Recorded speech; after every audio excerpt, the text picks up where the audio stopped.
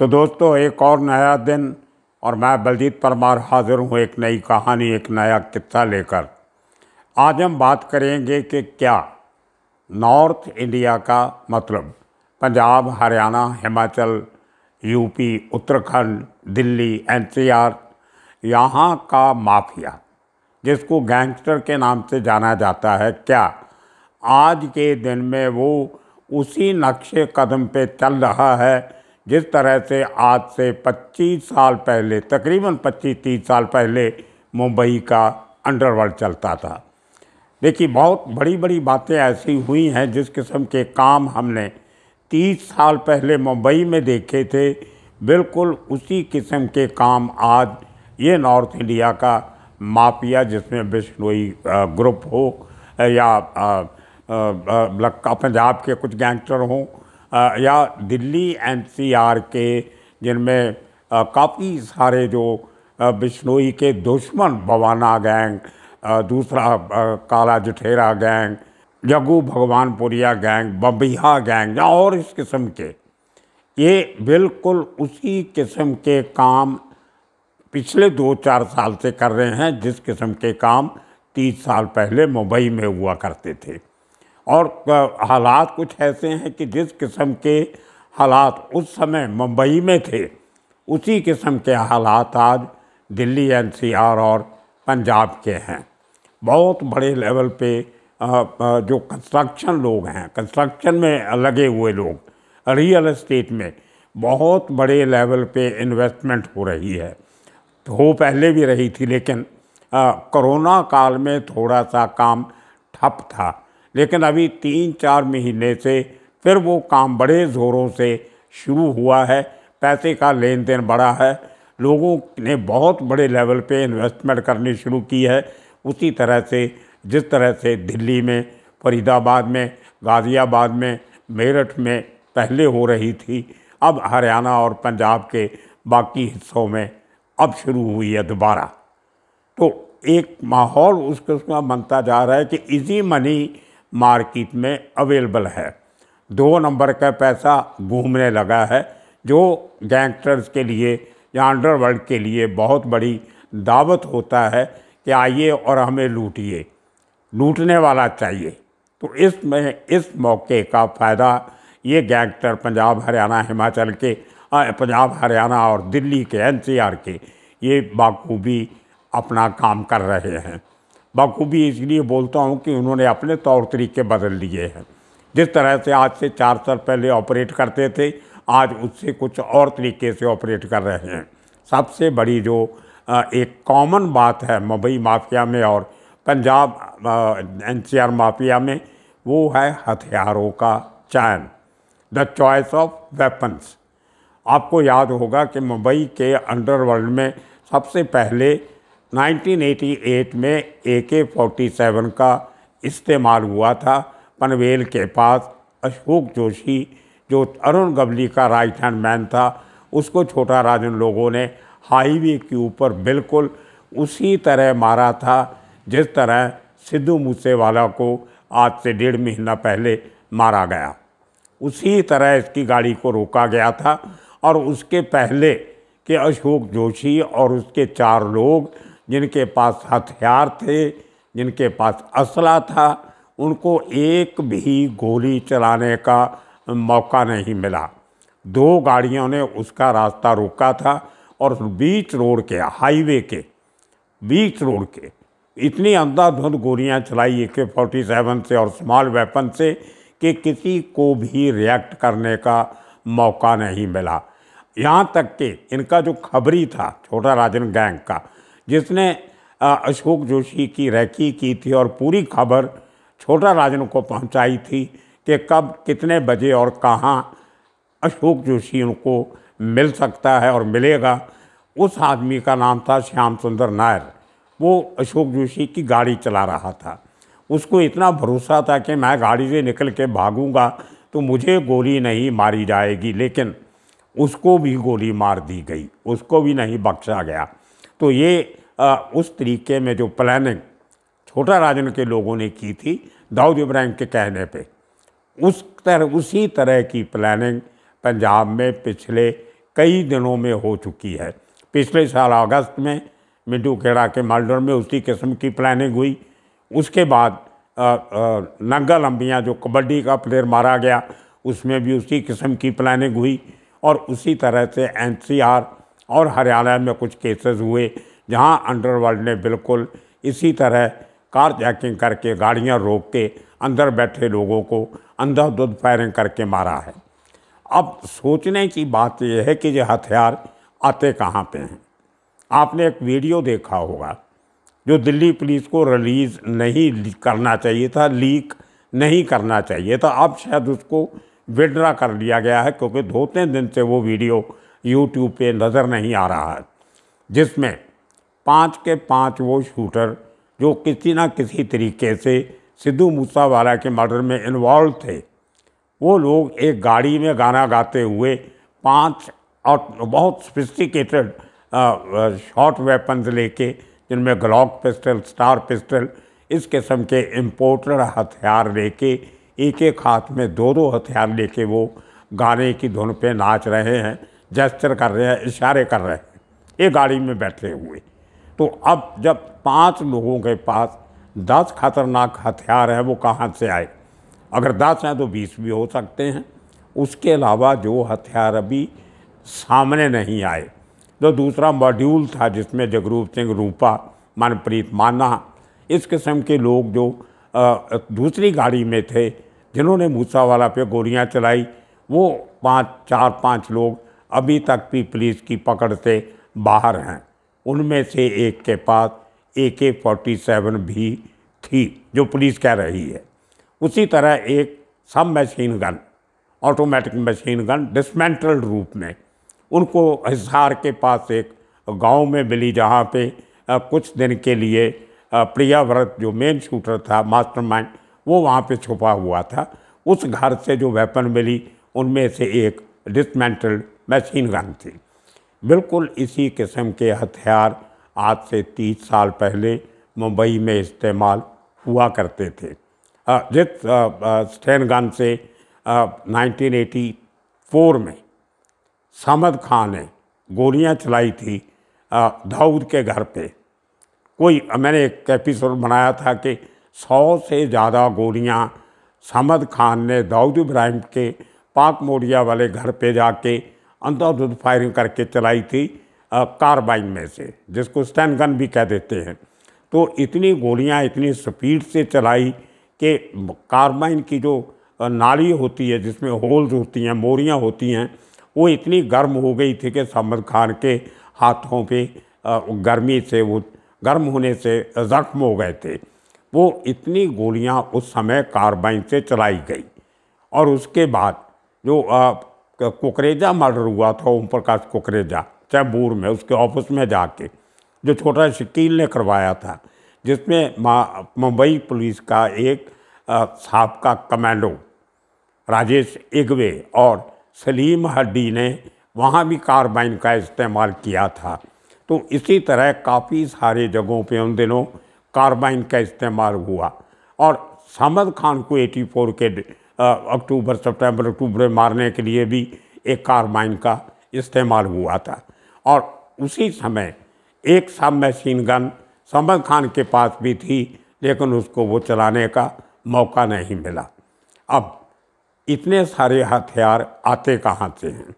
Late 90s में टाडा नाम का कानून महाराष्ट्र में लागू किया गया। टाडा सबसे पहले और सबसे ज़्यादा उन लोगों पे लगाया गया जिनके पास से हथियार बरामद होते थे। मुंबई के अंडरवर्ल्ड के जिस फिगर से, वो शार्प शूटर है, जो सिर्फ शूटर है, या हथियारों का ट्रांसपोर्टर है, या हथियारों को स्टोर करके रखता है, डिलीवरी बॉय है, इस किस्म के लोग, जिस आदमी से भी वेपन मिला, भले देसी हो या इम्पोर्टेड हो या ऑटोमेटिक हो, जिस आदमी से हथियार मिलता था उसके ऊपर डायरेक्टली टाड़ा लगा दिया जाता था। तो एक ज़माने में जब मुंबई में 1200-1300 टाड़ा के केस चल रहे थे 91 से 94-95 तक, उनमें से 400 लोग सिर्फ अमर नायक के थे, जिसका 96 में एनकाउंटर हुआ। अब आप अंदाज़ा लगा के देखिए जिस आदमी के पास कितने क्रिमिनल्स होंगे, कितने शूटर उसकी रोल पे होंगे कि उसके 400 लोग एक समय पे जेलों में बैठे थे और उनके ऊपर टाडा के केसेस चल रहे थे।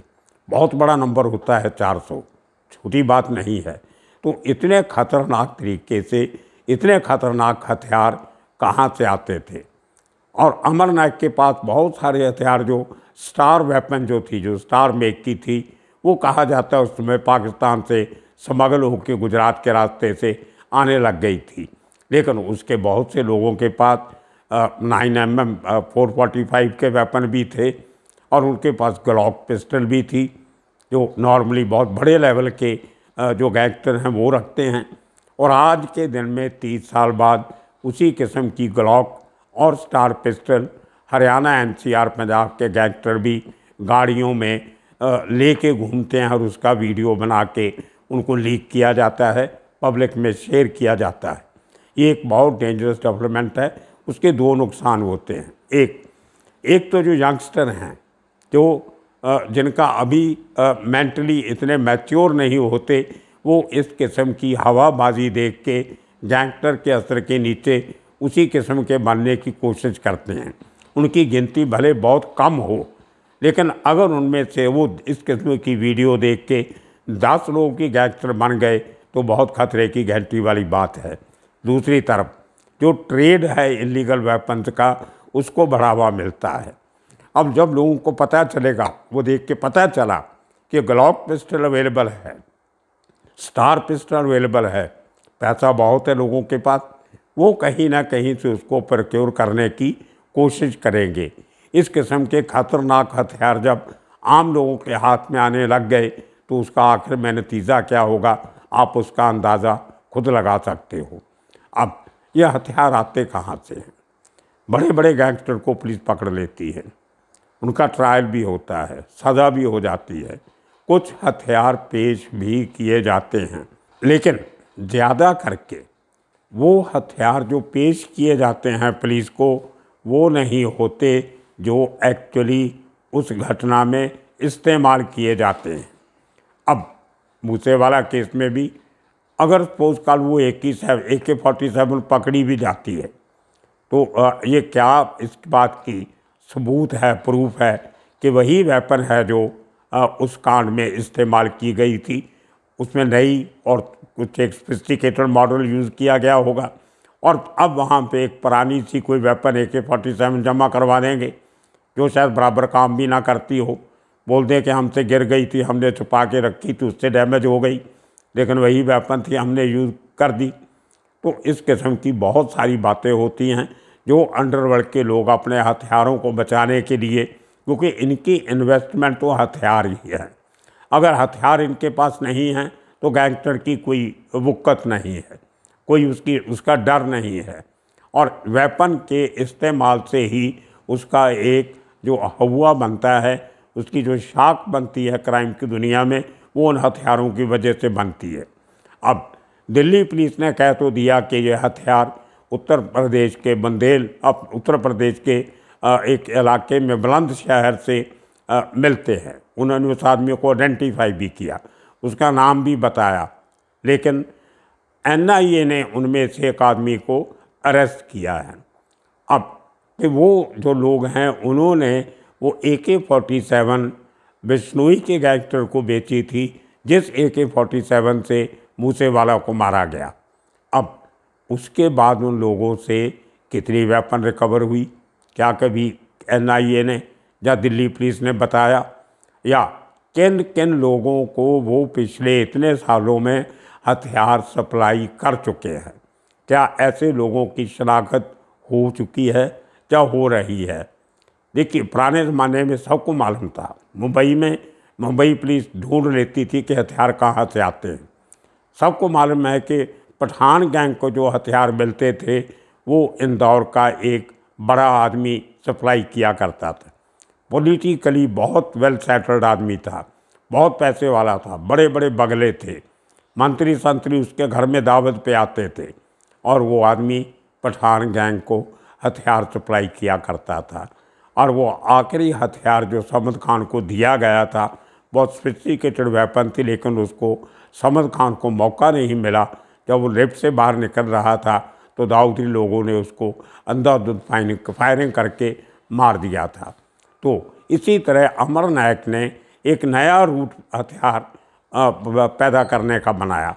उसने कुमार पिल्ले के साथ मिलके एलटीटी के साथ हाथ मिला के वहाँ से हथियार और ड्रग्स का लेन देन शुरू करके हथियार प्रक्योर करने शुरू किए। बहुत बड़ी गिनती हथियारों की अमर नायक ने एलटीटीई से मंगवाई, जो वो एक ज़माने में जब उनके जो गुरीलाज हुआ करते थे, जिन हथियारों के साथ वो श्रीलंका की आर्मी के साथ लड़ते थे, उस किस्म के हथियार उन लोगों ने पैसे के लिए, उनको जो दिक्कत थी वो दूर करने के लिए अमर नायक के गैंग को बेचे गए। इसी तरह उत्तर प्रदेश के और उत्तराखंड के बहुत से लोग इसी किस्म के हथियार नेपाल से प्रक्योर कर लेते हैं, जहाँ पे ये हथियार पाकिस्तान, अफ़गानिस्तान और चाइना से आते हैं। उसके बाद तीसरा सबसे बड़ा जो सेंटर है हथियारों का, नॉर्थ ईस्ट की स्टेट जिनका बॉर्डर बांग्लादेश और बर्मा के साथ लगता है, वहाँ पे बहुत सारे गुरीला आउटफिट्स हैं जो एक तरफ बर्मीज़ आर्मी के साथ लड़ रहे हैं, दूसरी तरफ बांग्लादेशी आर्मी के साथ लड़ रहे हैं, और तीसरे ग्रुप हिंदुस्तान की फ़ौज के साथ लड़ रहे हैं। ये कभी हिंदुस्तान, कभी बांग्लादेश, कभी बर्मा घुस जाते हैं। वहाँ पे इनके ट्रेनिंग कैंप्स हैं, बड़े बड़े हथियारों का ज़ख़ीरा है इनके पास। वहाँ से भी हथियार स्मगल हो के जो नॉर्थ ईस्ट की स्टेट्स हैं वहाँ से हिंदुस्तान में आते हैं, वहाँ से कलकत्ता से बाकी देशों में। बिहार के बहुत से लोग वो हथियार जो बिहार का माफिया इस्तेमाल करता है, वो ज़्यादा हथियार बांग्लादेश और बर्मा से आते हैं, और जो नॉर्थ ईस्ट की जो टेररिस्ट आउटफिट्स हैं वो उनको सप्लाई करती है। तो ये एक बहुत बड़ा हथियारों की सप्लाई का तंत्र मंत्र चल रहा है, जिसको तोड़ना सबसे बड़ी एक जिम्मेदारी है हमारी सिक्योरिटी एजेंसीज़ के ऊपर। आप जितने मर्जी गैंगस्टर मार लो, जितने मर्जी एनकाउंटर कर लो, जितने मर्जी लोगों को अरेस्ट करके जेल में डाल दो, जब तक हथियार उनको मिलते रहेंगे नए गैंगस्टर पैदा होते रहेंगे। सबसे बड़ा जो ग्लैमर है अंडरवर्ल्ड के आदमी के लिए, वो उसकी वेपन हुआ करता है, उसका हथियार हुआ करता है। उससे हथियार छीन लो, वो उसके हाथ खड़े हो जाएंगे। तो पहली प्रायोरिटी हमारी एजेंसीज की ये होनी चाहिए कि हथियारों की जो सप्लाई लाइन है वो बंद होनी चाहिए। पंजाब में हमने टेररिज्म के टाइम पे देखा कि जब तक ये टेररिस्ट को हथियार मिलते रहे, वो हमारी फोर्सेस से लड़ते रहे, लेकिन जब हथियारों की सप्लाई का सिलसिला टूटा तो एक दिन आहिस्ता आहिस्ता करके उनकी मूवमेंट फिजल आउट होती गई। इसी तरह श्रीलंका में एलटीटी का भी हाथ जोड़ के माफ़ी मांगने का कारण यही था कि उनके बाहरले देशों से हथियार मिलने बहुत कम हो गए थे। तो ये एक बड़ी जिम्मेदारी हमारी एजेंसी पे है। जितनी जल्दी, जितनी पुख्ता तरीके से हम हथियारों की सप्लाई जो वो उसको बंद नहीं करेंगे, इस किस्म की अंडरवर्ल्ड की गैंगस्टर्स की एक्टिविटीज़ चलती रहेगी। अब आए दिन पंजाब में लोगों को, हरियाणा में, दिल्ली में बड़े अमीर लोगों को धमकियां मिलती हैं, लेटर भी लिखे जाते हैं। पहले एक ज़माने में फ़ोन पे धमकियाँ जाती थी, जब लाइन फ़ोन हुआ करते थे, लैंडलाइन। लेकिन मोबाइल फ़ोन क्योंकि ट्रेस हो जाता है, इसलिए मोबाइल फ़ोन से धमकियाँ देनी बंद कर दी है। अब पुराना, आज से 50 साल पुराना फार्मूला जो चंबल वैली के डाकू किया करते थे, चिट्ठी लिख के घर में फेंक आते थे, इतना पैसा फलां जगह पे पहुंचा दो, नहीं तो तुम्हारे बेटे को मार दिया जाएगा या किसी और का नुकसान कर दिया जाएगा। अब इसी किस्म की चिट्ठियाँ नॉर्थ इंडिया के अमीर धनाढ़ लोगों के घरों में भेजी जाती हैं। बहुत से लोग बिना किसी कंप्लेंट के, बिना किसी शिकायत के वो पैसा मुहैया करवा देते हैं और गैंगस्टर खुश। और लॉरेंस बिश्नोई का जो स्पोक्स पर्सन है गोल्डी बराड़, उसने एक इंटरव्यू से कहा है कि आज भी जब हम चाहें एक फ़ोन पे 10 लाख 20 लाख रुपया आधे घंटे में हम तक पहुंच जाता है। तो ये जब पैसे की और हथियारों की सप्लाई लाइन को बंद नहीं किया जाता, क्राइम को आप कंट्रोल नहीं कर सकते। ये आज के इस एपिसोड का विषय था। आने वाले दिनों में और किस्से कहानियाँ लेके फिर हाजिर होंगे। तब तक के लिए आपका शुक्रिया, धन्यवाद।